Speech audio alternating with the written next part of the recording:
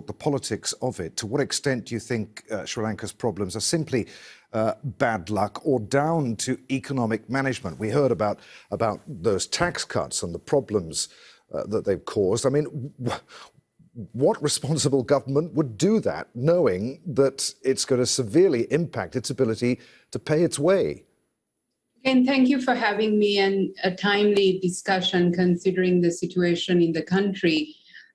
You talk about the political context and the realities. We need to recognize that Sri Lanka is at a breaking point. People are on the streets protesting, essential goods are not available, there are queues in every corner, and now we've had 3 deaths of people who've stayed in line to get fuel.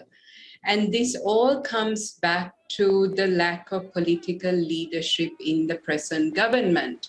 Now, we had the tax cuts in 2019, but we also had a lot of policies or lack of planning, U-turns in policies. For example, we'll, I guess, talk about the fertilizer ban that happened without really a plan in place to address what the hardships would be faced by the people.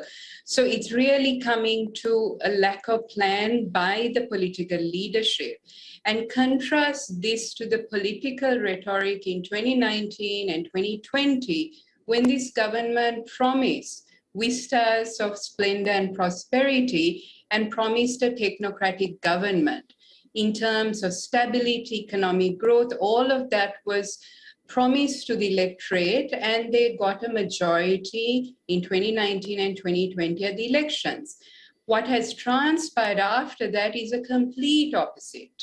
And even now, when there's complete chaos actually in Sri Lanka, when we don't know when the power cuts would happen, we don't know if we would have petrol or diesel tomorrow because the queues are so long, there's still lack of information coming from this government. So really, it's a government that promised so much, but is unable to deliver and doesn't seem to be able to communicate. So, Bhavani, to what extent does the Rajapaksa family have to shoulder at least some of the blame for this crisis? Is it wise to have major government portfolios spread among members of one political dynasty?